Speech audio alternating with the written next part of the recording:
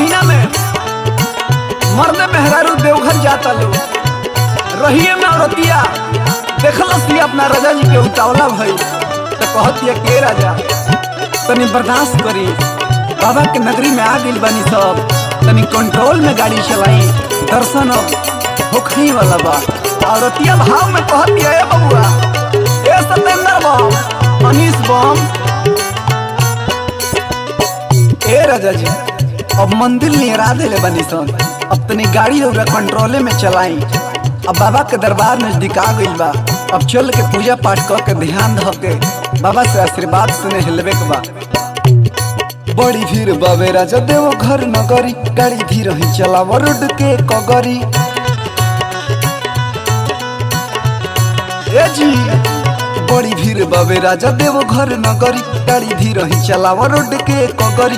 कांवरियन के संगे चल पाह में, कांवरियन लोग के संगे चल पाह में, बर्दाश्त को के हाको बढ़िया राह में, मतवाला भैला भोला के चाह में, बर्दाश्त को के हाको बढ़िया राह में, मतवाला भैला भोला के चाह में। संगहि संवरिया बनिक पुजरिया जाए के पावे बाबा के दुआरिया, कृपा करी है भोले बाबा कृपा करी है, दी है आशीष झोलिया के भरी है। संगहि संवरिया बनिक पुजरिया जाए के पावे बाबा के दुआरिया, कृपा करी है भोले दानी कृपा करी है, दी है आशीष झोलिया के भरी है। बर्दाश्त को के हाको बढ़िया राह में, मतवाला भैला भोला जी के चाह में। ए राजा जी सावन में सबे भक्त बाबा के दुआरी अपन अपन अर्जी लेके विनती लेके आवेला, वही हमनियों के बाबा के लगे चल के अर्जी विनती चिरौरी लगावे के बा।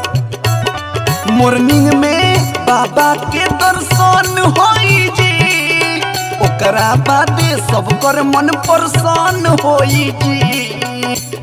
ए जी असली खुशी तो दर्शन के बादे मिलेला।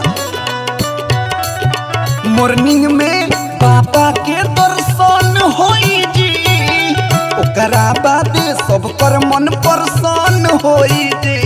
जिंदगानी कटी भोला के पनाह में, जिंदगानी कटी भोला के पनाह में, बर्दाश्त को के हाको गड़िया राह में, मतवाला भैला भोला जी के चाह में, बर्दाश्त को के हाको गड़िया राह में, मतवाला भैला भोला जी के चाह में। बोल बम जय शिव